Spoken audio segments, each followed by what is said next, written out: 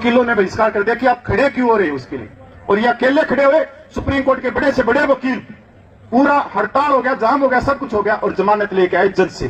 तो ये ऐसे और भी पूरे सैनिकों की है, जो माता बहने हैं उनके एफटी में भी ये। आज तक तो जो गरीब है, मैं उन्हीं के केस इनके पास में भेजता हूं रिक्वेस्ट करके, सिर्फ इसके पास में पैसे नहीं, बहुत सारे केस ये लड़ते हैं हमारे, कोई बगैर पैसे से। और मैं इनसे एक और रिक्वेस्ट करूंगा कि आने वाले समय में इनका एक वीडियो डालेंगे और एक व्हाट्सएप जारी भी करेंगे कि बहुत सारी चीजें ऐसी हैं कि आपको एएफटी में नहीं जाने की जरूरत। आप सिर्फ अपने घर से एप्लीकेशन लिख सकते हो, आप एएफटी में जाते हो तो 70-80 हजार रुपये ले लेते हैं। सर आप आए और मैं आपका धन्यवाद करता हूं सर।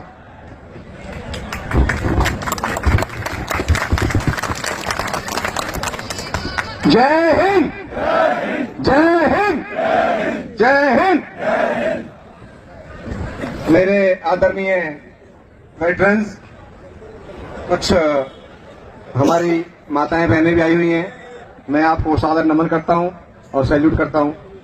पूरे भारत से आए हुए वेटरन्स का मैं बहुत बहुत स्वागत करता हूं, बिकॉज मैं दिल्ली में रहता हूं, तो मेरा परम कर्तव्य बन जाता है कि पंजाब तो मेरा घर है, पंजाब की तो दिल्ली है, दिल्ली का पंजाब है, इनको तो मैं ये नहीं कहूंगा बाहर से आए हैं।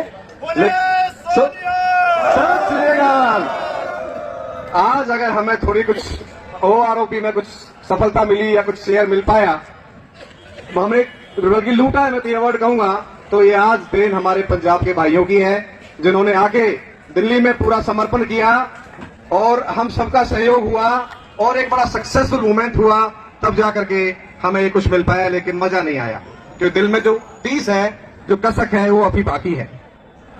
जैसा कि अभी मेरे से पहले वक्ताओं ने कहा, मैं सुन रहा था, थोड़ा क्षमा चाहता हूं, लेट आया हूं प्रोफेशनल कमिटमेंट की वजह से। रीजन ये होता है कि आज वर्किंग डे था और वर्किंग डे में आदमी बहुत बड़ी भीड़ होने वाली थी। जनरली जो हम लोगों की एज के जो 50 से 60 वाले अभी जो वेटरन्स हैं, वो सभी कार्यरत हैं, सभी लोग काम कर रहे हैं और छुट्टी नहीं मिल पा रही है, नहीं आ पाए।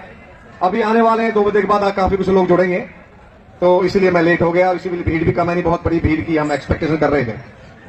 तो हम अभी अगर पीछे उस आंदोलन पर चलें, जिस आंदोलन को हमें सक्सेस बना और सक्सेस बनने के बाद ही हमें थोड़ा बहुत जो हिस्सा मिला, उसमें जो कमिटमेंट्स हुए थे, कमिटमेंट गवर्नमेंट ने पूरे नहीं किए। किसने नहीं करने दिए, क्या कारण है, ये सब बात हम सबके सामने है। आरटीआई लगा करके हम और अपने हरबाल भाई, जितनी भी और भी जितनी संस्थाएं हैं, हर संस्था ने अपना काम किया है, हर लेवल पर काम किया, कोई दो राय नहीं है।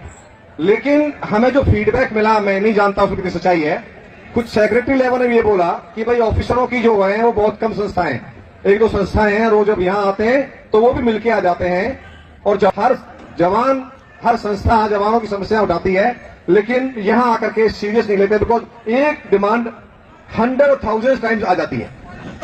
तो ये पहले भी एक विचार हमारा था कि किसी प्रकार से सारी संस्थाएं अपनी जगह काम कर रहे हैं, उसमें कोई ऑब्जेक्शन नहीं है, अपने सेक्रेटरी प्रधान जो बनाने हैं वो बनाए, उसको चलाएं, बड़ी अच्छी बात है। लेकिन जब हम नेशनल लेवल पर कोई बात करते हैं, रिप्रेजेंटेशन वाली बात करते हैं, सुप्रीम कोर्ट जाएं या एमओडी में जाएं, तो वहां पर एक ऐसी संस्था हो, हमारी साहब यहाँ बैठे हैं दुहन साहब, उनसे भी इस मामले में हमारी चर्चा हुई है, मंथन किया गया है, पहले भी इस मंच से भी मंथन हम लोगों ने इस बात पे किया है, क्योंकि ऐसा मैकेनिज्म बनाया जाए कि सभी लोग मिलकर के रिप्रेजेंटेशन इकट्ठी जाए, उसका बहुत वेटेज रहेगा। और रहा भी है, ये हमको एडवाइस एमओडी में भी किया गया था और हम इसकी जरूरत आज महसूस भी करते हैं। तो मैं कहूंगा कि इस पॉइंट पर जरूर आप ध्यान दें, जो इफेक्टिवनेस आए हमारे किसी मूवमेंट का या हमारे किसी रिप्रेजेंटेशन का। हम सब यहाँ पर इकट्ठे हुए हैं डिस्क्रिमिनेशन के अगेंस्ट में। भाई भेदभाव तो मंजूर बिल्कुल नहीं। अगर गवर्नमेंट में पैसे नहीं है देने के लिए, तो जो दे रहे हैं उसको रोक दो। ये हमारे जवानों ने कह दिया, जाकर के रक्षा मंत्री से मिलकर कह दिया, और जहां भी हो गए उन्होंने ये बात कह दी, अगर पास बजट नहीं है, फंड नहीं है, तो आप ये मत कीजिए, लेकिन भेदभाव को दूर करिए, वो हम बर्दाश्त नहीं करेंगे। भेदभाव बर्दाश्त नहीं हो। जी एक्चुअली 1 रैंक 1 पेंशन तो बना ही जवानों के लिए था, खुशियारी कमेटी की रिकमेंडेशंस में भी है, लेकिन ऐसा मिस रिप्रेजेंट किया गया चीजों को, और जो हिस्सा हमारा था उस हिस्से को अधिकारी वर्ग ले गया और ऑफिसर रैंक ऑफिसर पेंशन बन के रह गई। 1 रैंक 1 पेंशन का तो नाम ही नाम रह गया। ये हम सबके सामने है। रिवीजन होना था, एनेमली दूर होनी थी, ऐसा आश्वासन दिया, लेकिन अभी तक प्रैक्टिकली कुछ नहीं हो पाया है। जहां तक हमारे भाई कपिल ने बताया डिसेबिलिटी का, एमएसपी का, फैमिली पेंशन का, अलाउंसेस का, इनमें बहुत डिस्पैरिटी है जो गवर्नमेंट को बहुत सीरियसली सोचना चाहिए, बहुत सीरियस होना चाहिए। दुश्मन में पूरी एक टुकड़ी लड़ती है, उसमें जवान होते हैं, अफसर होते हैं, सब होते हैं, तो दुश्मन की गोली ये नहीं देखती कि ये सीना किसी जवान का है कि ऑफिसर का है, ये हाथ किसी जवान का है कि ऑफिसर का है। वो इकट्ठे लड़ते हैं, इकट्ठे मरते हैं। वो इकट्ठी डिस्पैरिटी क्यों? अगर हाई एल्टीट्यूड -50 है तो सभी के लिए -50 है। वो ऐसा नहीं है किसी के लिए 40 है, किसी के लिए 7 है। ये चीजें सोचने वाली हैं। मैं नहीं समझता कि उन्हीं गवर्नमेंट सोच पा रही है, लेकिन सोचना चाहिए और हम सोचने में मजबूर करें। उसके लिए हमें रिप्रेजेंटेशन स्टेट लेवल पर, सेंट्रल लेवल बहुत जरूरी है। आज हमारे एक्स सर्विसमैन भाई असेंबली में भी जाने लगे हैं, संसद में भी जाने लगे हैं, आवाज भी उठ रही है, लेकिन जितना रिप्रेजेंटेशन होना चाहिए था उतना भी नहीं हो पा रहा है। उसकी भी जरूरत है। इस मामले पर हमें ध्यान रखना होगा, इस तरफ भी हमें कदम उठाने होंगे। अब जहां तक बात होती है, हमारे भाई ने कहा था कि भाई लोगों के वेलफेयर की। देखिए, मैं प्रोफेशन से एक एडवोकेट हूं। हमेशा एक दिल में एक सॉफ्ट कॉर्नर रहता है कि मेरा कोई फौजी भाई मेरे पास आया है, मैं इसके लिए क्या कर सकूं, वो मुझे हमेशा सोचना चाहिए। और मैं सारे अपने वकील भाइयों को खासकर रिक्वेस्ट करूंगा जो इस प्रोफेशन में हैं, खासकर एक्स सर्विसमैन या वेटरन्स के जो केसेस देख रहे हैं, वो फीस को अपना फर्स्ट प्रायोरिटी ना दें। ऑफकोर्स एक्सपेंडिचर चाहिए होता है, खर्चा होता है, लेकिन ऐसा नहीं है खर्चा ही सब कुछ है। अगर हम जवानों का उनका हक दिलाएंगे, उनका मान सम्मान दिलाएंगे, तो वो हमें ये महसूस कराएगा कि ये हमने अपने जवान का, अपने भाई का मान सम्मान वापस दिलाया है, उसको नौकरी वापस दिलाई है, तो वो हमारी फीस से ज्यादा मैं समझता हूं साबित होगा। मैं हमेशा इस उद्देश्य के साथ काम करता हूं। कोई भी भाई आया, कोई जवान आया, जो फीस है तो दे दे, नहीं है तो कोई बात नहीं, आप काम करेंगे। एक अभी रातों रात एक केस हुआ था जो राजस्थान में, आपको याद होगा कि हमारे जवान को मारा पीटा गया, वो बेचारा भागा। अभी जान बचा कर उसे मार दिए होते, शूट आउट कर दिए होते, तो आर्मी ने तो उसको गुमशुदा करके और दुनिया भर के इल्जाम लगा दिए। रातों रात हम लोगों ने हाईकोर्ट में पिटीशन मूव की और ये इंश्योर किया कि हमारा जवान को हम प्रोड्यूस करें, ताकि वो आर्मी अथॉरिटी जिसको मिसगाइड करके या गलत पोर्ट्रे करके उसको शूट आउट ना करते। उसमें बहुत बड़ी बदनामी हो रही थी आर्मी की, उस बंदे को बहुत मारा था। तो ये हादसे हो रहे हैं, लोग सुसाइड कर रहे हैं, या सुसाइड लोग अपने आप को शूट कर रहे हैं, हैंग कर रहे हैं। ये बहुत बुरी बात है, बहुत दिल को झकझोर के रख देती है सारी चीजें कि आज के जमाने में हम क्या, वो अंग्रेजों के ब्लैक अंग्रेजों की गुलाम तो हम लोग नहीं है। मैं समझता हूं, मैं चैलेंज देता हूं, मैं किसी भी ऑफिसर से ज्यादा क्वालिटी और क्वालिफिकेशन रखता हूं। आज आपको चैलेंज कर दीजिए, कम in education, come in speech, किसी भी टॉपिक पर बात कर लीजिए। मैं अपना काम कर रहा हूं, तुम अपना काम कर रहे हो, तुम्हारी पे पक्ष अपनी जगह है, तुम्हारी प्रमोशन अपनी जगह है, तुमने कमीशन लिया है, मैंने कमीशन नहीं लिया। तुम्हारी जब सब कुछ अपने हिसाब से है, तो तुम्हारे जो हमारे एमएसपी हैं, जो डिसेबिलिटी पेंशन है, जो फैमिली पेंशन है, उसमें फिर डिसेबिलिटी क्यों है भाई? वो बिल्कुल नहीं होनी चाहिए। आपको प्रमोशन मिल रही है, आपको पे मिल रही है, रैंक पे मिल रही है, सब कुछ मिल रहा है। अगर हाथ कट जाता है तो वही हाथ, मेरा भी वही हाथ है, आपका भी वही हाथ है, कुछ सोने चांदी के हाथ तो नहीं है, लोहे का हाथ तो नहीं है। तो ये पॉलिसी जो बनाई गई है, ये ऑफिसर्स ने बनाई गई है, ये मैनिपुलेट ऑफिसर्स कर रहे हैं, बट अकाउंटेबिलिटी तो डेमोक्रेसी में गवर्नमेंट की आती है। अगर हम ये कहें गवर्नमेंट की गलती नहीं है, बिल्कुल गलती है। गवर्नमेंट की अकाउंटेबिलिटी है कि डिस्पैरिटी को दूर करें। जब इतनी रिप्रेजेंटेशन जा रही है और जवानों का आक्रोश सामने आ रहा है, ग्राउंड लेवल पर नजर आ रहा है। आज छुट्टी के दिन भी, छुट्टी का दिन नहीं है, वर्किंग डे, इतने भाई हमारे ऑल ओवर इंडिया से प्रेजेंट हैं, तो ये सिग्नल जरूर गवर्नमेंट के पास जाएगा। और गवर्नमेंट को ये सोचना चाहिए कि वो ऐसी पॉलिसीज फॉर्मुलेट करें जहां पर डिस्क्रिमिनेशन बंद हो। बहुत जरूरी है, बहुत जरूरी है। आने वाले जनरेशन के लिए हम ये काम कर जाएं। मुझे हमारे ताऊ जी हैं सुहाग साहब, मुझे आप भी उनका सेंटेंस याद है। उन्होंने ये कहा था रक्षा मंत्री को जाकर के, सर मेरी पेंशन बंद कर दीजिए, लेकिन जवानों के साथ भेदभाव बंद कर दीजिए। अगर तुम्हें लग रहा बजट नहीं है, आप मेरी पेंशन बंद कर दीजिए। इस प्रकार की स्टेटमेंट देना रक्षा मंत्री को, भाइयों बहुत बड़ा जिगरा चाहिए। बोला मैंने अपनी जिंदगी जी ली, मुझे नहीं चाहिए कुछ भी। मैं आने वाली जनरेशन को एक ये रास्ता दिखाना चाहता हूं कि हम लोगों ने नॉट ओनली बॉर्डर पर लड़ाई लड़ी, देश में जब हमने ड्रेस पहन रखी थी तब हम देश के समर्पित थे, हम आज भी वो लड़ाई लड़े हुए हैं, ताकि ये आने वाली जनरेशन के लिए डिस्क्रिमिनेशन फिनिश हो जाए। ये जज्बा रखना चाहिए। और वो संस्थाएं 1 रुपया किसी से डोनेशन नहीं लेते, अपनी पेंशन अपने जेब से खर्चा करते हैं। यार ये संस्था है, इनका एग्जाम्पल लेके चलिए। मैं सभी संस्थाओं से निवेदन करूंगा कि आप वेलफेयर के लिए आइए प्लीज। पॉलिटिकल तो आपका अपना बन ही जाएगा, वेलफेयर के लिए आइए।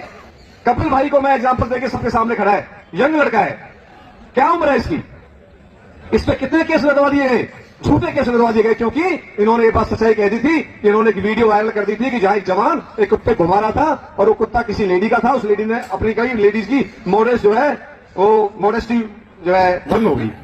और वो ऐसा मैनेज किया गया, डिस्ट्रिक्ट कोर्ट से भी वो डिसमिस कराई, हाई कोर्ट से भी एंटिसिपेटरी बेल डिसमिस कराई, फिर सुप्रीम कोर्ट में जाके हमें न्याय मिला। मेरे कहने का मतलब यह है कि कितना ये लोग मैनिपुलेट कर रहे हैं, सर्विस में रहकर कितना करते होंगे आप अंदाजा लगा सकते हैं। हमारा जवान किन परिस्थितियों में रहकर के देश की सेवा कर रहा है, उसके साथ साथ में इन ऑफिसरों की अफसरगिरी को झेल रहा है, उस गुलामी को झेल रहा है। वो जिस जवान से नहीं झेली जाती है वो बेचारा सुसाइड कर लेता है। ये this is the only reason, और जिसको गवर्नमेंट सीरियस नहीं ले रही है। कितनी बार पार्लियामेंट में क्वेश्चन उठाया गया है। तो ये जागरूकता में इस मंच के माध्यम से गवर्नमेंट को अपील करना चाहूंगा, रिक्वेस्ट करना चाहूंगा, प्लीज जो काले कानून अंग्रेजों के जमाने के बने हुए हैं हमारे फौजी कानून व्यवस्था में, उसको प्लीज चेंज करिए, और बिल्कुल जो सुधार लाना है ग्राउंड रूट लेवल से, उसको प्लीज सुधार करके एक ऐसी व्यवस्था बनाएं जो आज यूरोप में, इजराइल में बनी हुई है। वहां एक जवान, वहां बहस अलग नहीं है। एक एयरफोर्स का सार्जेंट वो पक्का रन देता है, वो जहाज के इंजन को फ्लाइंग के लिए फिट करता है, वो सर्टिफिकेट देगा तो कैप्टन उड़ाएगा। वो एक मैच में खाना खाते हैं, वो इकट्ठे रहते हैं, वहां पर कोई डिस्पेरिटी नहीं है। गाड़ी में आएंगे, गाड़ी में जाएंगे, एक मैच में खाना खाएंगे। क्या वो एयरफोर्स नहीं चल रही? क्या वो आर्मी नहीं चल रही है? ये भारत नहीं है केवल कि अंग्रेज क्या अफसर जवान है, क्योंकि वो इंसान कॉम्पिटेंट है, वो लड़ने के लिए फौज में आया, देश की सेवा करने के लिए, मां भारती की सेवा करने के लिए आया है। किसी अफसर के जूते पॉलिश करने के लिए नहीं आया, वो किसी घर में काम करने के लिए नहीं आया। शर्म आनी चाहिए ऐसे अफसरों को जो अपने घरों में अपने जवानों को नौकर रखते हैं। तुम्हें पैसे मिलते हैं, पैसे दीजिए, नौकर रखिए। जवानों को मैनिपुलेशन करते हैं, फिर जवान को छुट्टी नहीं मिलती, क्योंकि फॉर एग्जाम्पल 1000 जवान कहीं है और 100 जवान अगर कि घरों में काम कर रहे हैं, 200 काम कर रहे हैं, तो 800 जवान में छुट्टी प्रॉब्लम आएगी। अगर 200 जवान नहीं रहे होते तो सभी को 90 डेज छुट्टी मिलेंगी, और एक गलत प्रथा का जो चलन है वो भी बंद होगा, और मान सम्मान भी मिलेगा। स्वाभिमान से एक जवान अपनी नौकरी करेगा, देश की सेवा करेगा। ये तत्काल प्रभाव से बंद होना चाहिए। इस मंच के माध्यम से मैं रिक्वेस्ट करूंगा, मेमोरेंडम भी देने जाएंगे इसके बाद में, और गवर्नमेंट को इस बात का आश्वासन हमें देना चाहिए कि तुरंत प्रभाव से इस गंदे कानून को, इस गंदी व्यवस्था को बंद कर दिया जाए। भाइयों, मैं ज्यादा समय नहीं लूंगा। जो भी कोई सेवा मेरे लायक हो, अगर मैं दिल्ली में रह करके कानून व्यवस्था के जरिए अगर किसी भाई की किसी समस्या का समाधान कर पाऊं तो मुझे बहुत खुशी होगी। मैं कहीं कार्ड नहीं जाके बांटता हूं, पैसे कमाने के लिए कभी मैं पब्लिसिटी नहीं करता हूं, ना मैंने आज तक कभी की है। जो लोगों ने किया, और लोग पॉलिटिकल चीज भी लेके बैठ गए, पोस्ट लेके बैठ गए, और आज उनके अगेंस्ट में काम करते हैं। I am not from that category. भगवान ने बहुत कुछ दिया है। जब एयरफोर्स में एक हवालदार थे, सार्जेंट थे, तब भी उसी स्वाभिमान से जीते थे, आज भी उसी स्वाभिमान से जीते हैं। आज कर्नल जनरल कोई सामने आ जाओ, कोई जज सामने आ जाओ, हम किसी को अपने सामने कुछ नहीं समझते। हम समझते हैं आई एम द बेस्ट, मैं ठीक हूं, मैं सबसे बड़ा हूं, मेरे से बड़ा कोई नहीं है। मैं ये मान के चलता हूं, सब भाइयों की इज्जत करता हूं, सबको सम्मान देता हूं, और सम्मान एक्सपेक्ट करता हूं। कोई अफसर होगा अपने लिए। कल परसों अभी हमारी एयरफील्ड वाली बहस हो गई थी।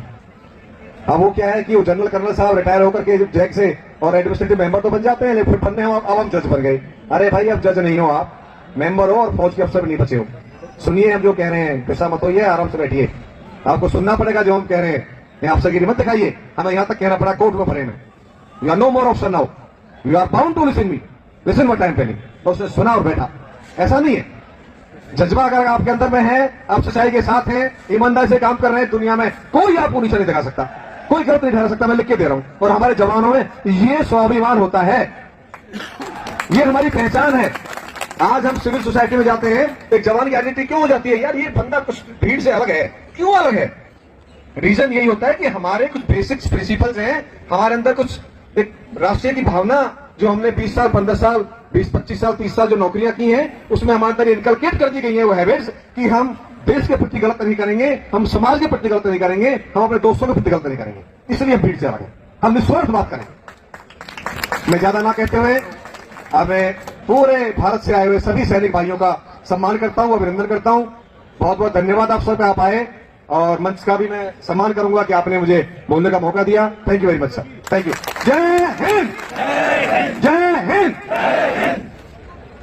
ਇਹ ਸਾਡੇ ਐਡਵੋਕੇਟ ਬੀਪੀ ਵੈਸਲਰ ਜੀ, ਇਹਨਾਂ ਨੂੰ ਅਸੀਂ ਬਹੁਤ ਪੁਰਾਣੇ ਜਾਣਦੇ ਆ। ਸਾਡੇ ਨਾਲ ਬਹੁਤ ਕੰਮ ਕੀਤਾ ਸੰਘਰਸ਼ ਕਮੇਟੀ ਦੇ ਨਾਲ। ਸਾਡੇ ਵਿੱਚ ਹੋਰ ਵੀ ਐਡਵੋਕੇਟ ਬੈਠੇ ਆ, ਮਿਸ਼ਨ ਗੰਨਾ ਤਲਵਾਰ ਜੀ, ਪਰ ਉਹ ਸਟੇਜ ਤੇ ਨਹੀਂ ਆਉਣਾ ਚਾਹੁੰਦੇ। ਆ ਇੱਥੇ ਕਈ ਭਰਾਵਾਂ ਨੇ ਇਹ ਵੀ ਦਲੀਲਾਂ ਦਿੱਤੀਆਂ ਕਿ ਸਾਨੂੰ ਰਾਜਨੀਤੀ ਜਾਣਾ ਚਾਹੀਦਾ, ਸਾਨੂੰ MLA MP ਬਣਨਾ ਚਾਹੀਦਾ। ਅਸੀਂ MLA MP ਵੀ ਬਣਾ ਕੇ